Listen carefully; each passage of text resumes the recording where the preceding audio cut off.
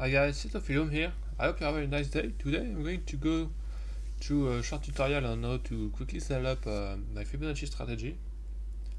So when you're on your chart, you want to click on the indicator tab and you'll find it in the invite only script section. The name is Seattle Levels. You have two versions, the alert and backtest. I'm going to add the backtest first. So the indicator looks like this when it's on the chart. It prints automatically Fibonacci levels. There is also a trend line, a configuration panel, and you will see trades on the chart normally. So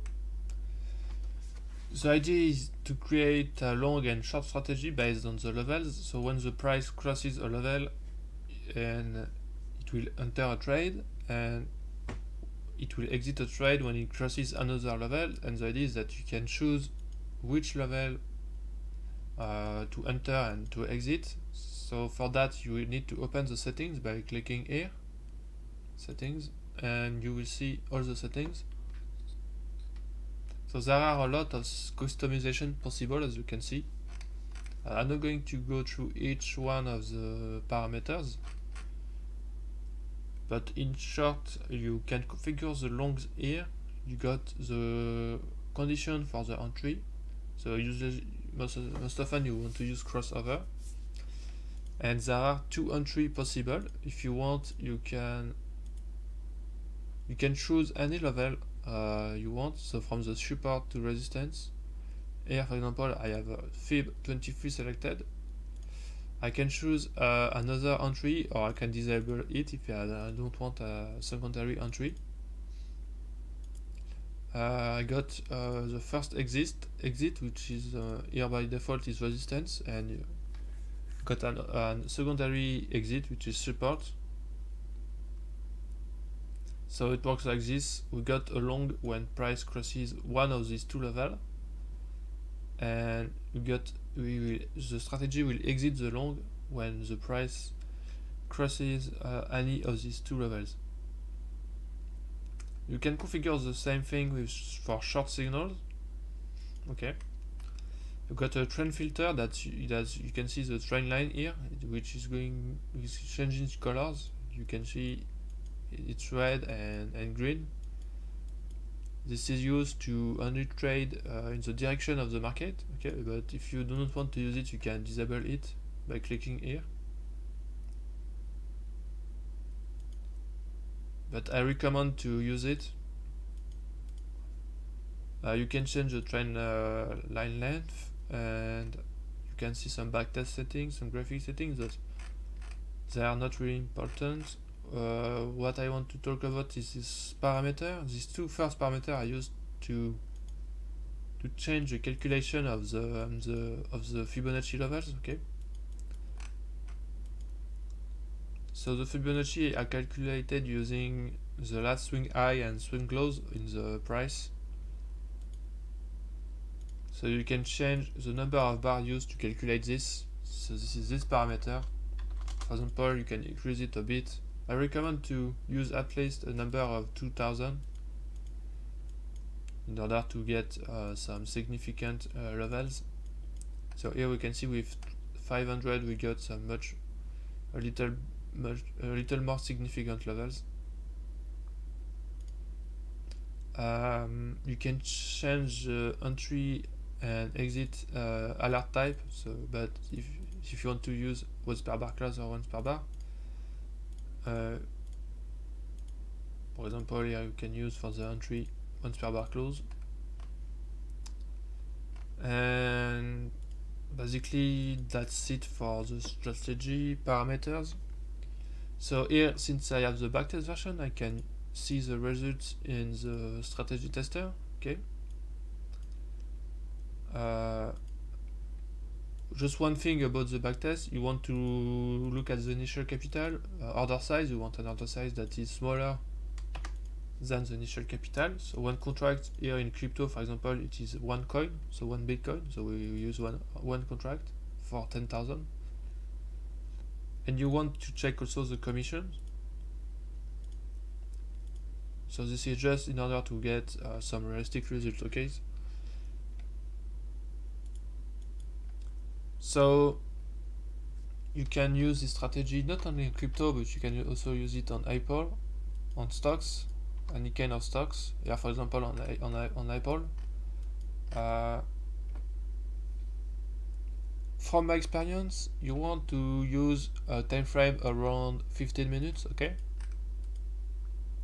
So each time you create a new chart, you check that the contract's commission is correct, okay? In order to get realistic results. You can also use it on futures, for example, on oil. You can use it on Forex. Forex actually, on the Euro USD, you can use the default settings.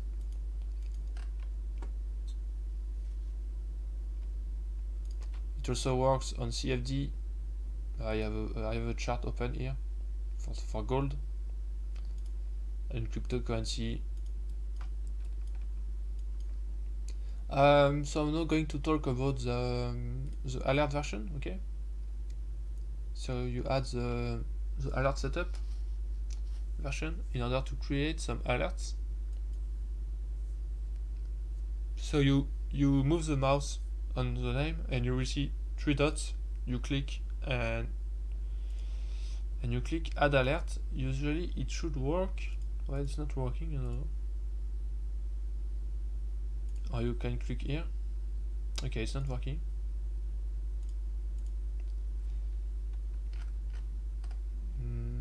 I think I found a bug, trading view bug.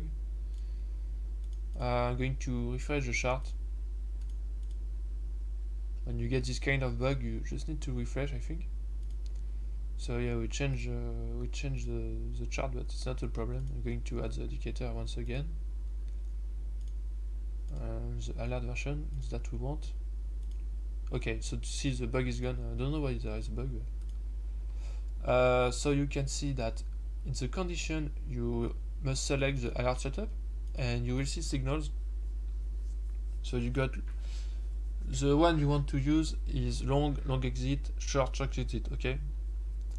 So long will trigger on each long signal that you see on the chart. For example, this one. And you want to use once per bar or once per bar close depending on what you are using here, okay? So here I have once per bar, so I'm going to use once per bar. And I click create. I get a warning, but don't worry about it. And you should see the alert getting created here, okay?